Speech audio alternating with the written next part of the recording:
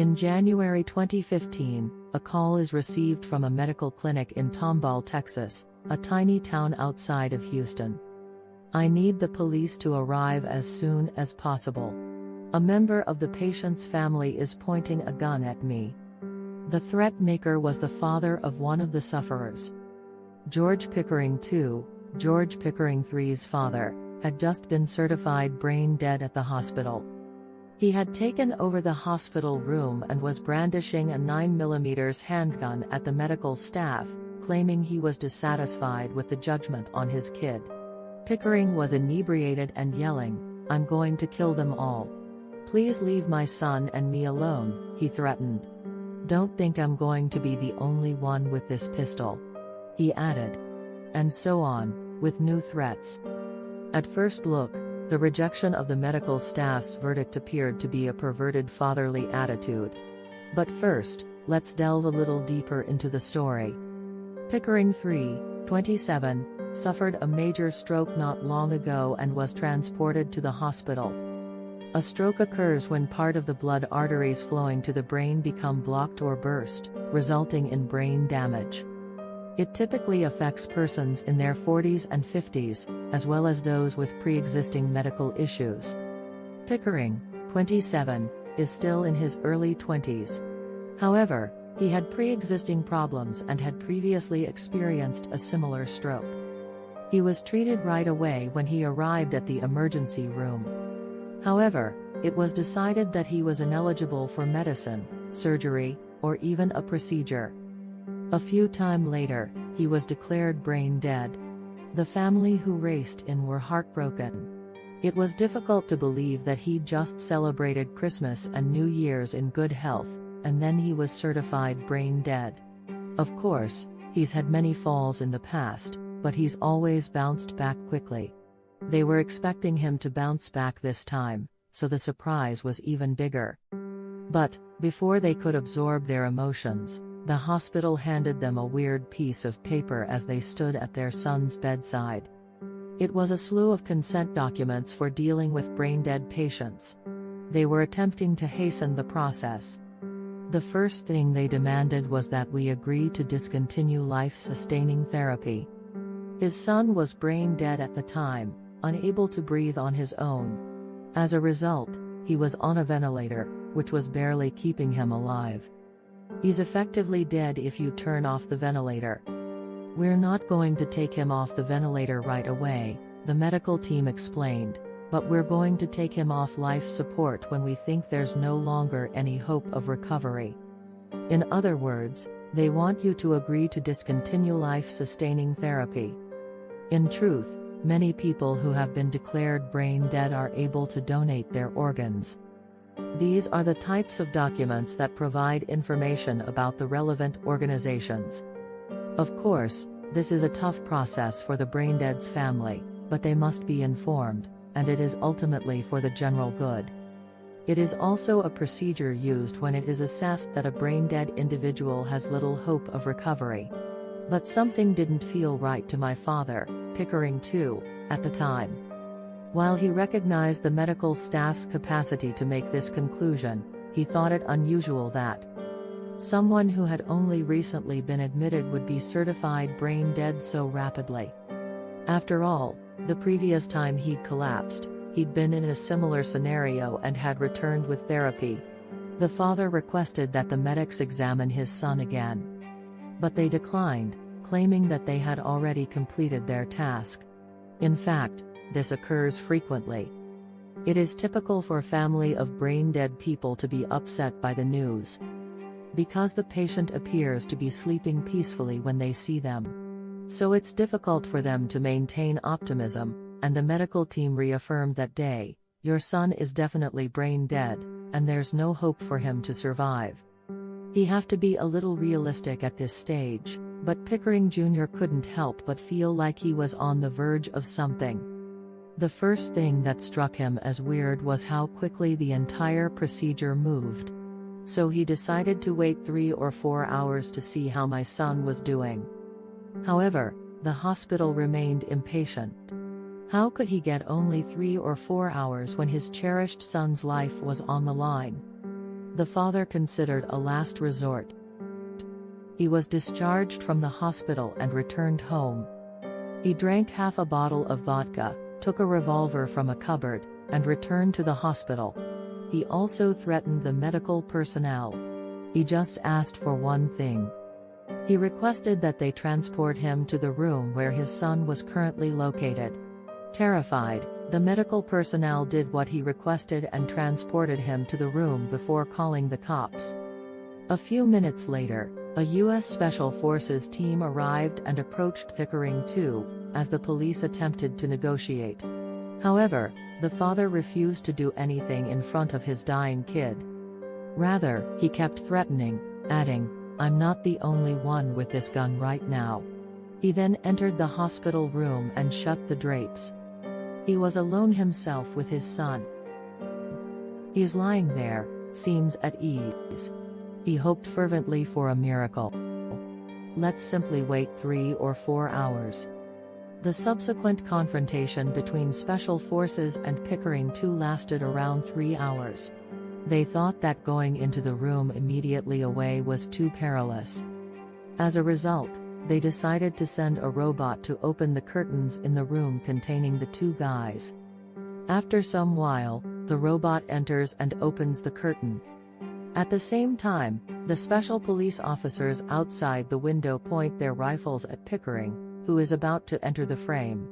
However, what they see when they pull back the curtain is not what they expected. Pickering 2 was on the verge of surrendering. The second son of Pickering 2 is the first to take his father's gun. A special police team was dispatched to the hospital room as a result of this.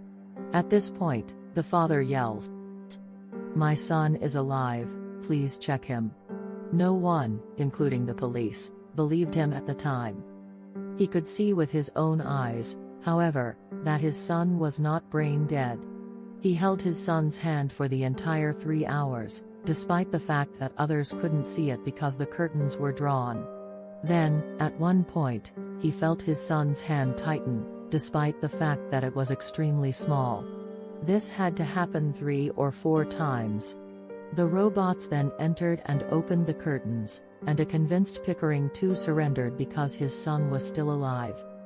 The police tie him up and arrest him, believing they have the situation under control. After all, he had a pistol and was threatening people, therefore it was a clear crime. But he didn't see any guilt or terror on his face the entire time he's being arrested. His only concern was, will my son be taken care of? No. So, how was Pickering 3, 27-year-old son doing? He wasn't completely deaf. Because of his father's delay, his son was spared a wrongful death, and he is now receiving the additional care he needs.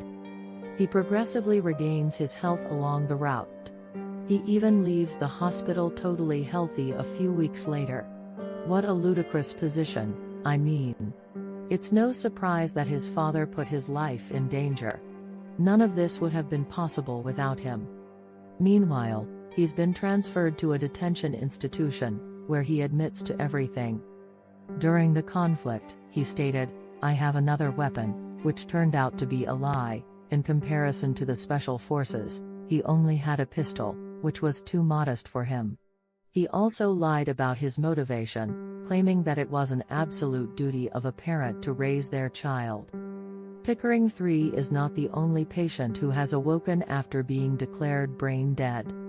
Trenton McKinley, a 13-year-old boy from Alabama, USA, was digging up sand in the front yard of a friend's house in a kid's trailer in 2018.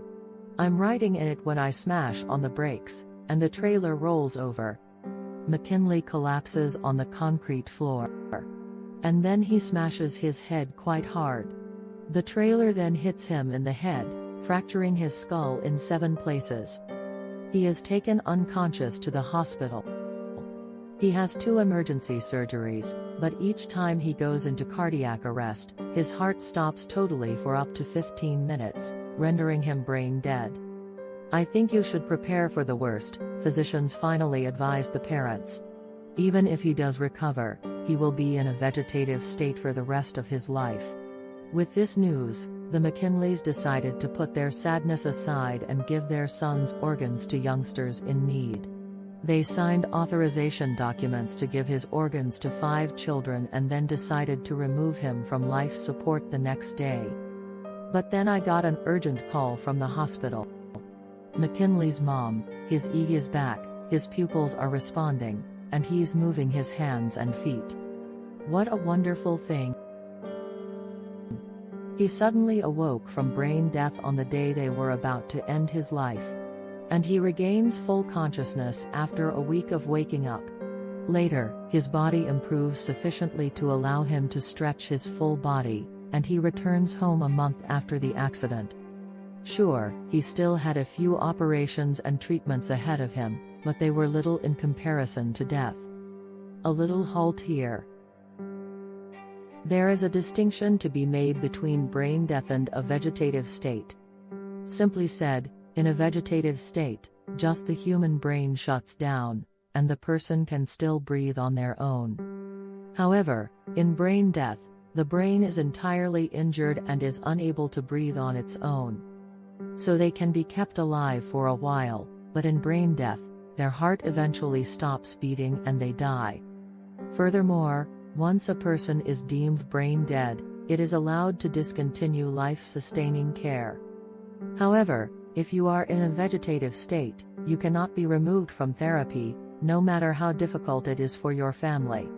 In other words, waking up from brain death is a rare occurrence, one of the world's few miracles. On the other side, there's the strange instance of a man who awoke one day after being in a vegetative condition for 19 years. Terry Willis resides in the state of Arkansas in the United States. When he was 19 years old, his car crashed beneath a bridge, knocking him unconscious, and he spent the following 3 months in a coma. He then entered a vegetative condition. His limbs became very rigid. He might blink his eyelids or whimper infrequently, but it was a very feeble response. He had spent the previous 19 years laying in a bed at a rehabilitation clinic, utterly separated from his family. Then came May 2003. It was the first time his relatives had visited him in years. Terry Willis lay still and blank-eyed as usual. Then, almost magically, he began moving his mouth. Mommy. The family was taken aback when they heard their first words in 19 years. But that wasn't the end of it. Soon, he was saying simple words like Coke and milk. Surprised, the medical team came over and began running tests right away. After 19 years, his brain appears to be mending itself by spontaneously connecting neuronal tissue, albeit slowly. It's simply incredible.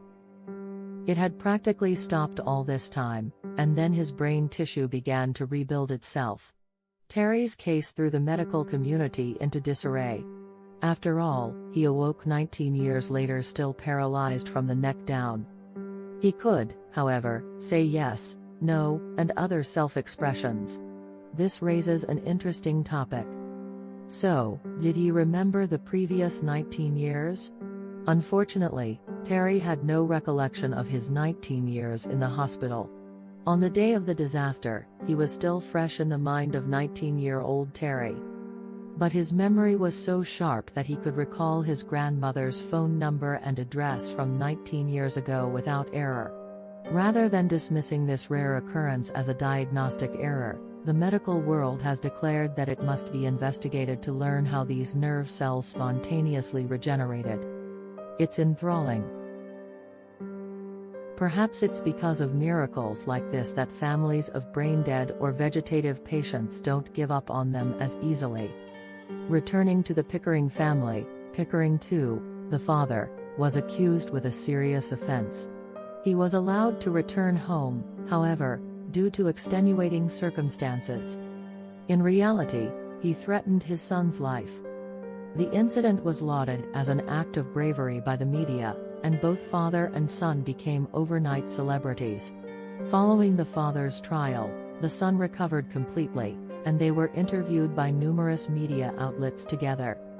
They've used their tale to highlight issues with medical care in the United States as well as the importance of family. Brain death and a vegetative state, a sudden blurring of the line between life and death. It's a painful event that I pray my family and I never have to go through.